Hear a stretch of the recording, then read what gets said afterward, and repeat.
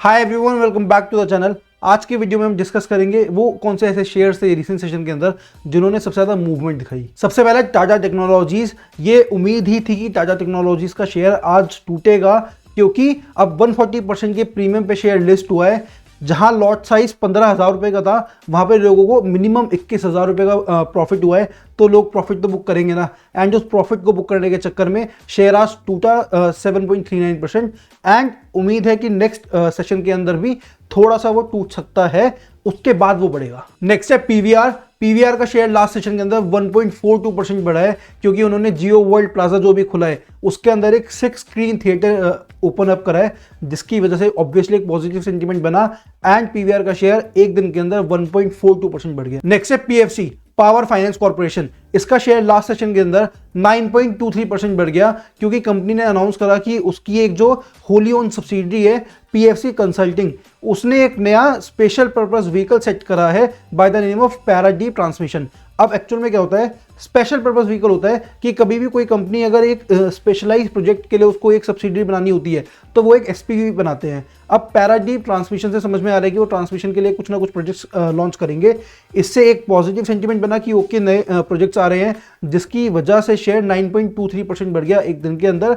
And in fact ये government PSU है and मैंने आपको रिसेंट वीडियोस में बताया भी है कि पीएसयू सेक्टर इंडिया का बहुत अमेजिंग तरीके से ग्रो कर रहा है। मतलब बहुत सारी ऐसी कंपनीज हैं जिन्होंने 100 से लेकर 200% की ग्रोथ दिखाई है एंड ये उनमें से एक है। नेक्स्ट है डिक्सन टेक्नोलॉजीज। डिक्सन टेक्नोलॉजीज का शेयर लास्ट सेशन के अंदर 8% बढ़ गया क्योंकि उन्होंने एक नया मैन्युफैक्चरिंग प्लांट सेटअप करा है नोएडा के अंदर, जिसके अंदर वो मोबाइल फोन्स मैन्युफैक्चर करेंगे एंड वो भी शाओमी के लिए। अब शाओमी के पास आपको पता है इतना बड़ा वो ब्रांड है, उसके पास कांस्टेंट ऑर्डर्स है ही हैं, उसकी डिमांड बहुत ज़्यादा है। अब डिमांड इतनी ज़्यादा है तो जो उसका मैन्युफैक्चरर होगा, in this case Dixon technologies, तो उनके पास भी ऑर्डर्स हमेशा रहेंगे ही, तो इससे ऑब्वियसली एक पॉजिटिव सेंटीमेंट क्रिएट होता है, जिसकी वजह से शेयर लास्ट सेशन के अंदर 8% बढ़ गया। नेक्स्ट है Thomas cook India. Thomas cook India का शेयर लास्ट सेशन के अंदर 2.13% गिरा है। एंड मैंने आपको लास्ट वीडियो के अंदर भी बताया था कि लास्ट सेशन के अंदर भी इनका जो शेयर था वो गिरा था क्योंकि इनकी जो प्रोमोटर है फेयरबिच कैपिटल, वो अपना 6% से ज़्यादा स्टेक बेच रही है, जो कि काफ़ी ज़्यादा अमाउंट का है, तो जिसके चक्कर में कंसिस्टेंटली शेयर 3 दिन से गिर ही रहा है एंड 3 दिन के अंदर 11% से भी ज़्यादा से गिर चुका है। नेक्स्ट है डेल्टा कॉर्प। डेल्टा कॉर्प का शेयर लास्ट सेशन के अंदर 6% से ज़्यादा एकदम से जंप कर गया था क्योंकि उन्होंने अनाउंस करा कि वो रियल एस्टेट के अंदर फोरे कर रहे हैं with a company called peninsula land. अब 6% से एकदम बढ़ गया एंड फिर भी क्योंकि इतना प्राइस देखने को मिला तो जब वो क्लोज हुआ तो 2.19% हायर पे क्लोज हुआ। नेक्स्ट है हिंदुस्तान एरोनॉटिक्स। हिंदुस्तान एरोनॉटिक्स का शेयर लास्ट सेशन के अंदर 3% से ज़्यादा से बढ़ गया एंड उससे उनका एक नया 52 वीक हाई लग गया क्योंकि डिफेंस एक्विजिशन काउंसिल डीएसी ने उनका एक हेलीकॉप्टर है प्रचंड, उसकी प्रोक्योरमेंट के लिए एक तरीके से मंजूरी दे दी, अप्रूवल दे दिया इंडियन आर्मी के लिए, इंडियन नेवी के लिए, इंडियन फोर्स के लिए, जिसकी वजह से उनका शेयर लास्ट सेशन के अंदर 3% बढ़ गया, 52 वीक हाई लग गया। मतलब बहुत सारी ऐसी इंडस्ट्रीज होती है, कंपनीज होती है जिनका हमें पता ही नहीं होता। In fact to be very honest, मुझे भी रिसर्च करते पता लगता है कि ओके ये भी ऐसी कंपनी है जो इस तरीके से काम कर रही है, इस तरीके से ग्रो कर रही है। तो ये वीडियोस आपको उन चीज़ों में काफ़ी हेल्प करते हैं कि ओके कौन सी कंपनी किस तरीके से कहाँ पे क्या मूव कर रही है। नेक्स्ट है वर्लपूल इंडिया।